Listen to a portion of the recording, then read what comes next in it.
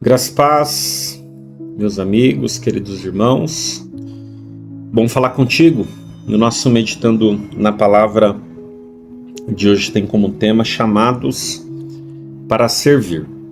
E o nosso texto base aqui da nossa reflexão está lá no Evangelho de Mateus, capítulo 9, apenas 2 versículos, que diz assim, 37 e 38. Então disse aos seus discípulos: a colheita é grande, mas os trabalhadores são poucos. Peçam, pois, ao Senhor da colheita que envie trabalhadores para a sua colheita. Quando a gente fala sobre servir, naturalmente nos vem aquele termo mordomia cristã, que é nada mais, em resumo, de estarmos servindo ao Senhor. E amados, servir ao Senhor tem sido um grande desafio, a gente chamar a igreja para o serviço.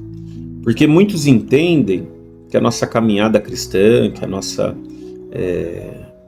nosso tempo com o nosso Deus, ele é apenas de ouvinte, de um espectador.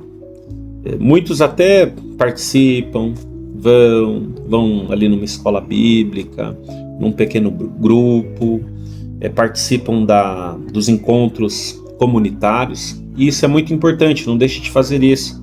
Mas, por exemplo, a escola bíblica ela só vai fazer sentido se ela estiver te ajudando, te formando para o serviço.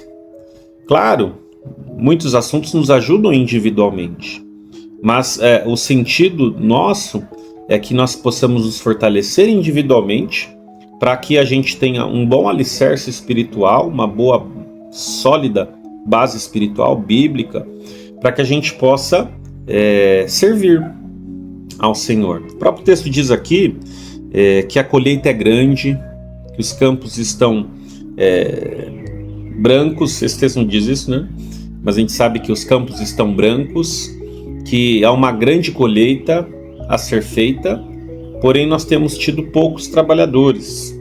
Muitas pessoas têm sido espectadores do reino, escutam, ouvem, absorvem somente para si.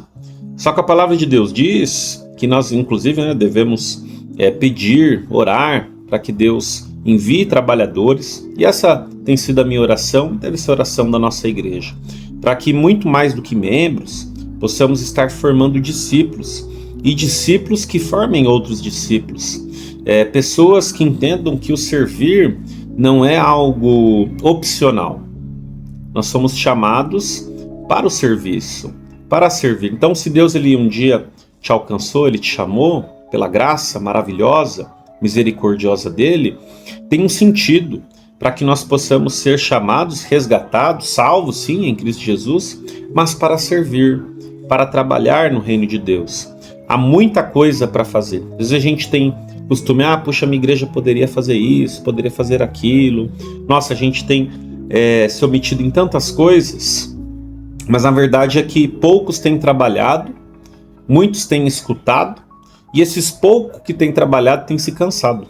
A gente vê uma igreja ansiosa, cansada, e nós não podemos caminhar assim. Nós temos que servir ao Senhor com alegria. Tem que ser uma alegria você fazer algo, quer seja na igreja ou fora da igreja, enfim, dentro do reino de Deus. Deve ser uma alegria servir ao Senhor. Muito mais do que ouvintes, devemos ser praticantes. Precisamos colocar a nossa fé em prática. Assim como diz lá em Tiago 2,17, se a nossa fé ela não tiver obras, se ela não tiver uma consequência, para que existe essa fé? As obras não nos salvam, o serviço eles não nos salvam, nós já somos salvos pela graça, mérito de Cristo, não nosso. Mas essa salvação, ela tem um objetivo, para que nós possamos servir, para que outras pessoas possam ouvir o Evangelho, e esse processo de salvação, esse processo de chamamento, de transformação de vidas, ele possa ser executado através de mim e de você. É o Espírito Santo que convence, queridos, não temos nenhuma dúvida quanto a isso. É obra da terceira pessoa da Trindade. Mas o chamado para servir é da igreja, é meu e seu. E servir não deve ser algo penoso, deve ser algo prazeroso. Claro, há tempo para tudo, para o descanso, para o lazer, para a família, mas há tempo de servirmos na igreja do Senhor. Sirva a Deus.